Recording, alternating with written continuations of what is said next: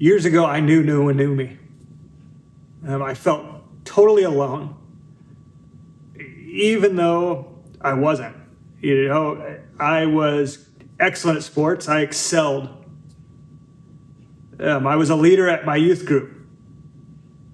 I had friends all around me, but I felt alone. And I knew that the solution to my loneliness was a girlfriend, that was going to solve this. And so I started dating a girl. And we dated and got engaged and got married. And even into my marriage, I still felt lonely. Have you ever felt alone, even when you're married?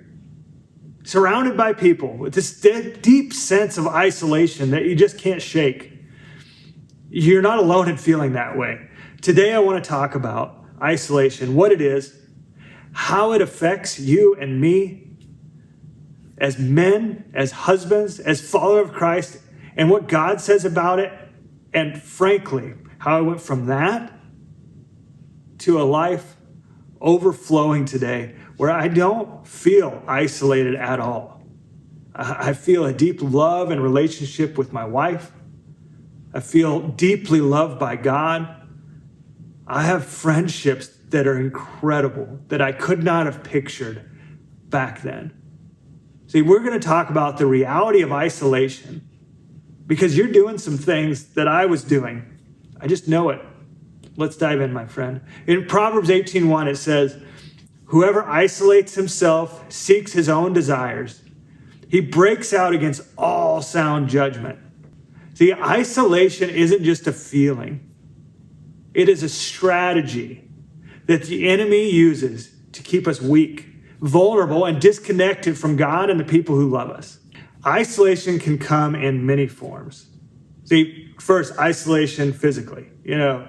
Choosing to stay home instead of engaging with our community.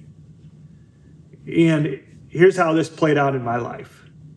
I would isolate physically from my friends so that I could do things that I knew weren't okay. And for me in my life, that meant pornography. And so I would isolate physically. It goes so that I could look at the pornography. But then after I viewed pornography, I felt such shame that I would continue to isolate physically. Like, I can't reach out to anyone. No one's going to understand. Then not only would I isolate physically, but I would also isolate emotionally, closing myself off from my friends, from my wife. See, because if they knew the real me, the one that was struggling like I was, they would reject me. I just knew it. Also, we can close ourselves off spiritually. So I'll give you the same example. I'm looking at pornography. I'm going to close myself off spiritually because I do not want to think about God while I am doing this. And I'm going to pull back from him. And then after I'd pull back in guilt and shame and disappointment, how could I do that again? See, part of becoming isolated is living this double life, showing the world one side of us, but really something else was there. See, this mask we put on, this perfection that sometimes some of us have been working at it for years, and we got quite the good mask. And I remember there'd be times where my mask was perfected so well that I would even fool myself for a little bit. And I'd feel this connection with others for a moment. But in my life, thank the Lord, pornography is not something that I'm bound to anymore. And I'm walking in about 15 years of freedom now. And I can say from the other side now that there is no mask, that the real me is presented to people that I know love me. That, that connection I thought I was getting with that cool mask I was wearing, that was nothing. It was nothing to the love and the closeness that really was there. See, here's the truth. Isolation feels safe, but it is a trap.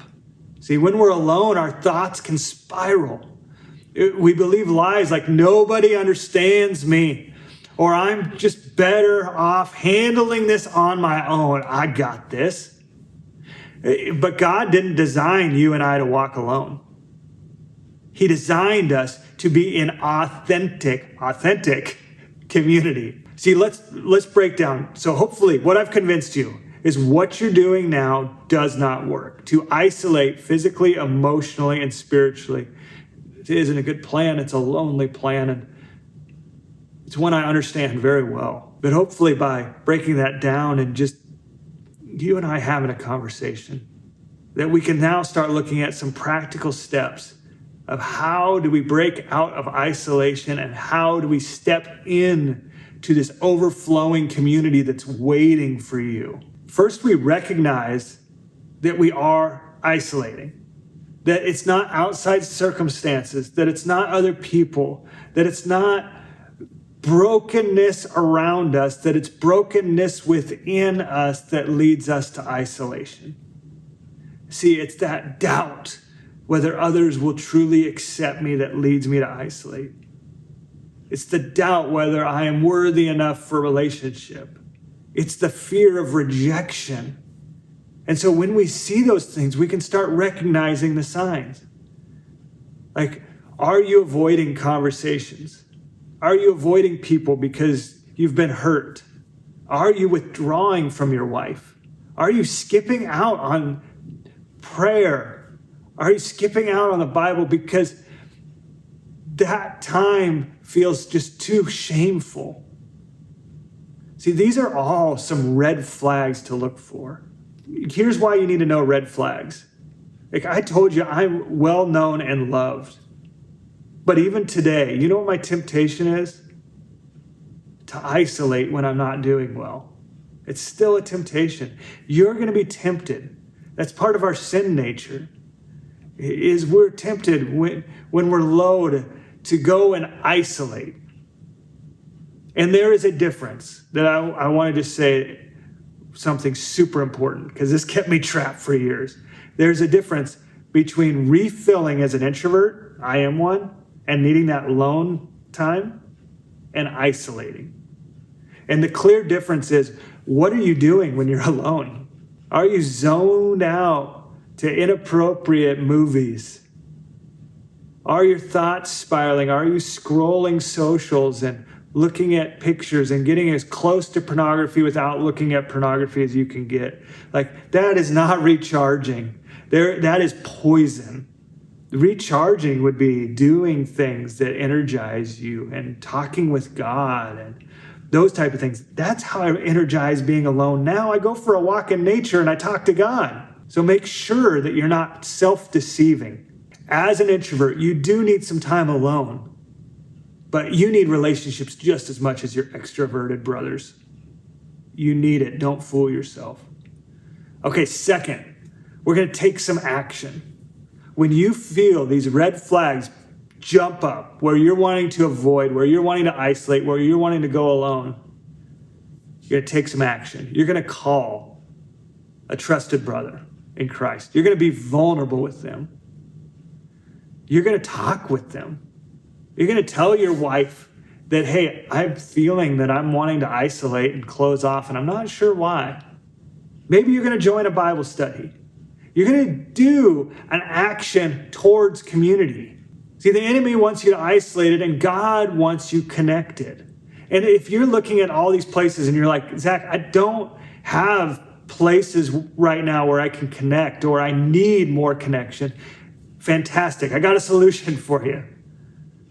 In the description below, there'll be a little link for a school group. It's a free group right now. It's called Uncommon Husbands. You do not need to be married to join. We are fighting against the lust that's in our hearts that drive towards pornography. And we're looking for real relationships on a biblical foundation. That is this group. I'd love for you to join. But that'd be a great place to start, to learn to how to form these connections. And then it bleeds out into your physical world, relationships where you could sit in a room with.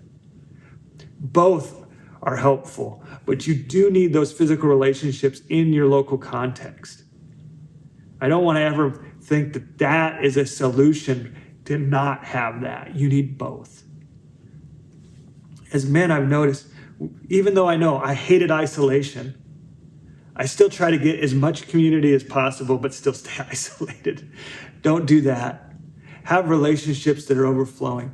See, Ecclesiastes 4:9-10 reminds us of something really important. It says, two are better than one because they have good reward for their toil. For if they fall, one will lift up his fellow. But woe to him who is alone when he falls and has not another to lift him up. See, these relationships, it isn't self-help advice. It isn't a solution in the world. This isn't just good advice. It's God's design. The reason you feel isolated is because God designed you to be in an authentic relationship. Your brother, don't let isolation rob you of the abundant life God has for you. Step into the light. Step into community. Step into authenticity, warts and all. And your life will be radically changed. God bless you as you take that leap of faith to trust another person.